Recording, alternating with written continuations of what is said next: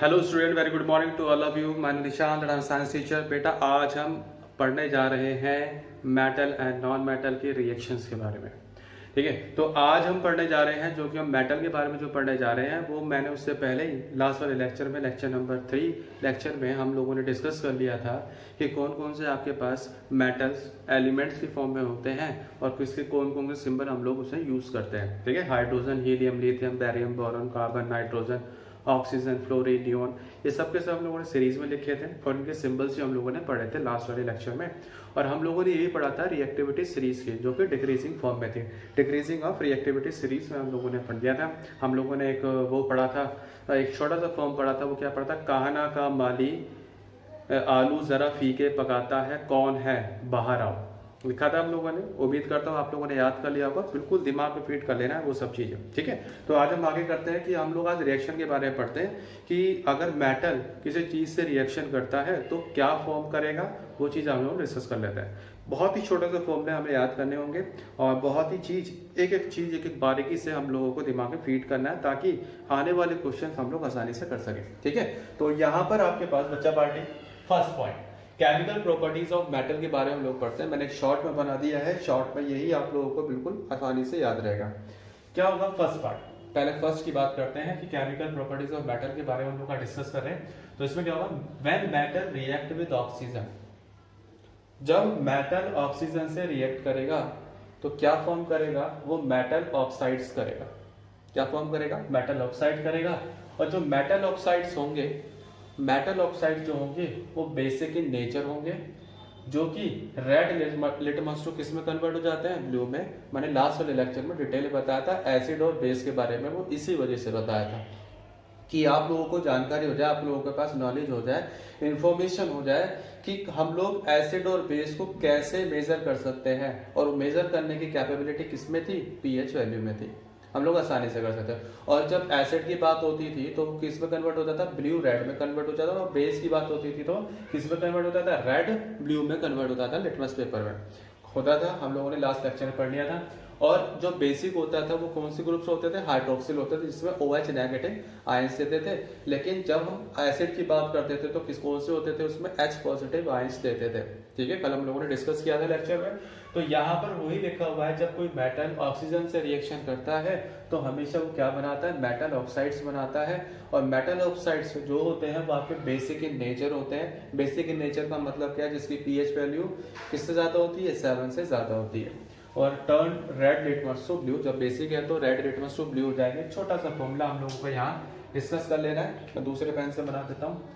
Metal जब oxygen से reaction करेगा, एक फॉर्मूला बन गया मेरे पास। मेटल जब ऑक्सीजन से रिएक्शन करेगा तो क्या बनाएगा? मेटल ऑक्साइड बनाएगा। क्लियर है बात? ठीक है, छोटा सा फॉर्मूला बन गया। दूसरे पे आते हैं। व्हेन मेटल रिएक्ट विद, किससे रिएक्शन करेगा? When metal react with water, जब वो वाटर से रिएक्शन करेगा। When metal react with water, it forms metal oxides, metal hydroxides और metal oxide and hydrogen gas देगा। क्या मतलब है बच्चे इसका? इसका मतलब है जब आपका कोई मेटल पानी से रिएक्शन करेगा, मतलब वाटर से रिएक्शन करेगा, तो वो या तो मेटल हाइड्रोक्साइड बनाएगा, या फिर मेटल ऑक्साइड्स बनाएगा। इन दोनों में से एक बनाएगा। दोनों नहीं बनाएगा, दोनों में से एक बनाएगा। या तो मेटल हाइड्रोक्साइड बनाएगा या फिर वो मेटल ऑक्साइड्स बनाएगा। और साथ साथ चाहे वो मेटल हाइड्रोक्साइड बनाए चाहे वो मेटल ऑक्साइड बनाए, उनके साथ एक चीज जरूर देगा। वो चीज क्या है? वो है हाइड्रोजन गैस। बात क्लियर है? ठीक है, तो इसी वजह से मैंने यहां लिख दिया मेटल जब पानी से रिएक्शन करेगा, तो या तो वो मेटल हाइड्रोक्साइड बनाएगा, हाइड्रोक्साइड बनाएगा तो उसके साथ क्या देगा? हाइड्रोजन गैस देगा। और अगर मेटल रिएक्शन कर रहा है पानी के साथ, अगर वो मेटल ऑक्साइड दे रहा है तो भी उसके साथ क्या देगा? हाइड्रोजन गैस देगा। बात क्लियर है? सिंपल सी बात है, फॉर्मूले से मैंने यहाँ डिनोट कर दिया।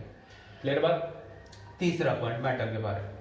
जब मेटल रिएक्ट करता है, when metal react with acid, जब मेटल रिएक्ट करेगा एसिड से, इट फॉर्म्स मेटल सॉल्ट या फिर मेटलिक सॉल्ट। वो सॉल्ट देगा। ठीक है, मेटलिक सॉल्ट देगा वो आपको। कब? जब वो मेटल रिएक्ट करेगा एसिड से। एग्जांपल्स हम लोग अभी पढ़ेंगे। पहले हम ये डिस्कस कर लेते हैं कि क्या मेटल जब किसी चीज से रिएक्शन करता है तो क्या फॉर्म करता है, ताकि हम जब रिएक्शन करेंगे तो आसानी से हमें समझ आ जाए कि क्या बनने वाला है। क्लियर है बात? तो यहाँ पर आपके पास क्या होगा, metal react with acid, it forms metal salt और हाइड्रोजन गैस। जब कोई भी मेटल एसिड से रिएक्शन करता है तो वो क्या बनाएगा, मेटलिक सॉल्ट बनाएगा और साथ साथ कौन देगा, हाइड्रोजन गैस देगा। बात क्लियर है?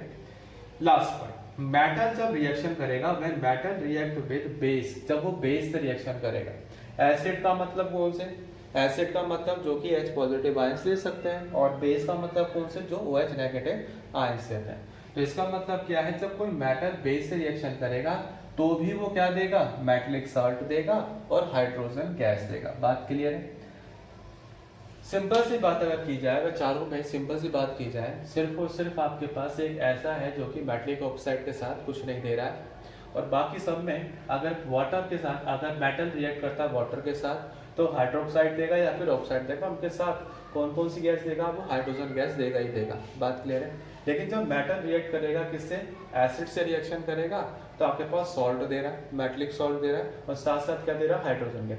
हाइड्रोजन गैस इसमें भी दे रहा है, हाइड्रोजन गैस इसमें भी दे रहा है, हाइड्रोजन गैस इसमें भी दे रहा है। इसमें भी आपके पास जब कोई मेटल रिएक्ट करेगा बेस के साथ तो भी आपके पास मेटलिक सॉल्ट दे रहा है।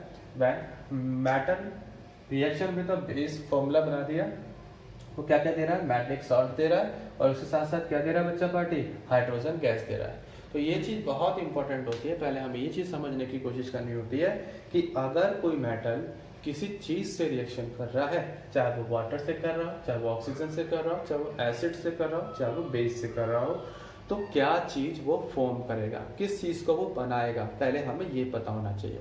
बात क्लियर है? इसे नोट डाउन करना है आपने कॉपी में, तो जल्दी से नोट डाउन कीजिए कॉपी में और फिर हम आगे बढ़ते हैं। क्लियर है बात? चलिए स्टार्ट करिए। चलिए अब रिएक्शन के बारे में हम लोग देख लेते हैं। ठीक है, तो रिएक्शन देख लेते हैं हम लोग यहाँ पर। पहले हमारे पास एग्जांपल था, पहले हम लोग बात की थी, मेटल जब रिएक्शन करेगा, मेटल जब रिएक्शन करेगा किससे, ऑक्सीजन से, तो मेटलिक ऑक्साइड बनाएगा। एग्जांपल देखते हैं। पोटेशियम, पोटेशियम आपके पास क्या है, मेटल है आपके पास पोटेशियम। पोटेशियम जब ऑक्सीजन से रिएक्शन करेगा, पोटेशियम जब ऑक्सीजन से रिएक्शन करेगा तो ऑब्वियसली क्या बनेगा, ऑक्साइड बनाएगा। तो क्या बनाएगा, पोटेशियम ऑक्साइड बनाएगा। क्या बनाएगा आपके पास, पोटेशियम ऑक्साइड बनाएगा। अब यहाँ पर आपके पास K है, पोटेशियम को K लिखते हैं, और ऑक्सीजन आपके पास है O2। क्लियर है?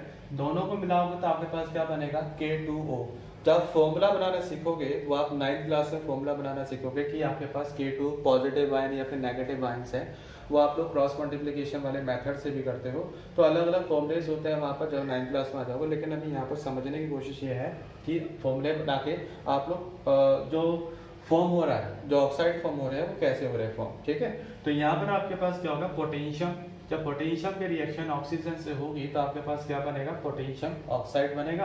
पोटेशियम का जो फॉर्म होता है वो क्या होता है, K होता है, और आपके पास ऑक्सीजन, तो आपके पास क्या बनेगा, K2O बनेगा। क्लियर है बात?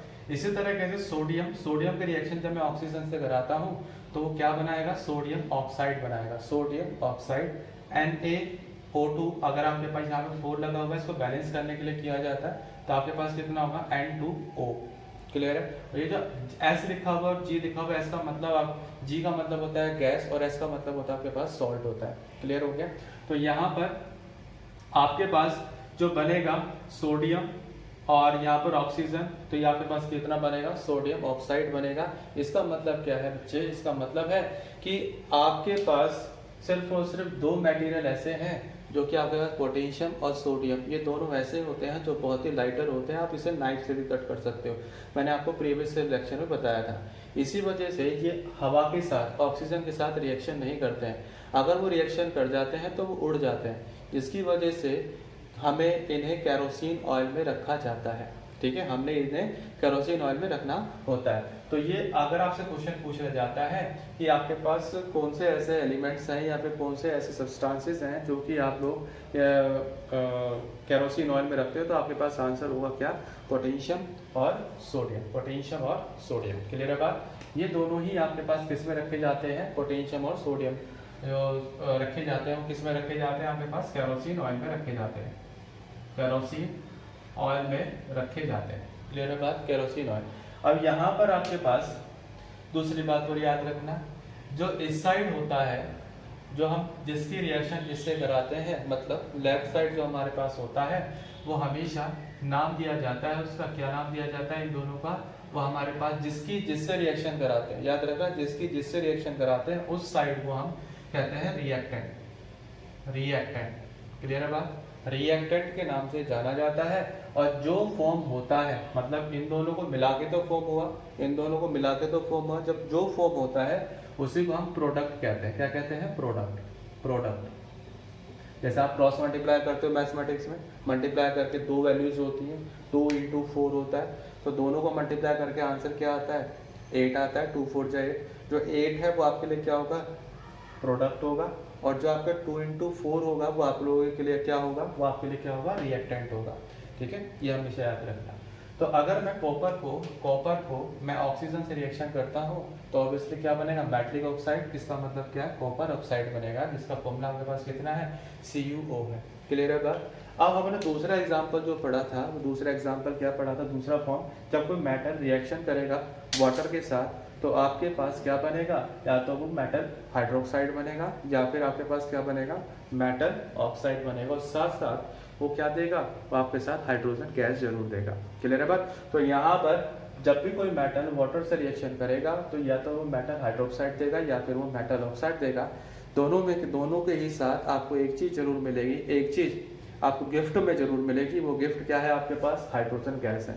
ठीक है, और हाइड्रोजन गैस बहुत ज्यादा लाइटर गैस होती है, बहुत ज्यादा हल्की गैस होती है। अब यहाँ पर आपके पास पोटेशियम है। ठीक है, के मतलब पोटेशियम। पोटेशियम अगर वाटर से रिएक्शन करेगा, H2O, वाटर का सिंबल H2, तो हम यहाँ लिख देते हैं वाटर।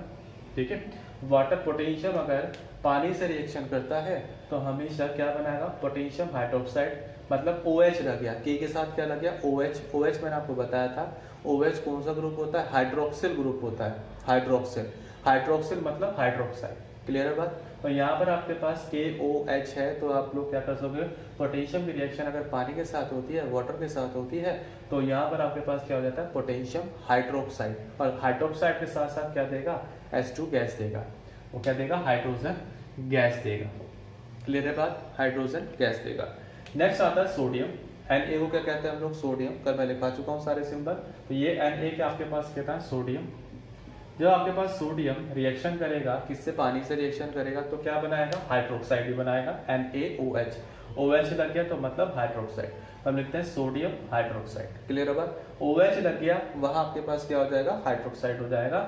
सोडियम हाइड्रोक्साइड, साथ साथ कौन देगा? साथ में गिफ्ट, हाइड्रोजन गैस देगा, गिफ्ट। क्लियर है बात। अब यहाँ पर आपके पास क्या होगा? मैग्नीशियम। मैग्नीशियम के साथ साथ आपके पास Mg होता है, मैग्नीशियम।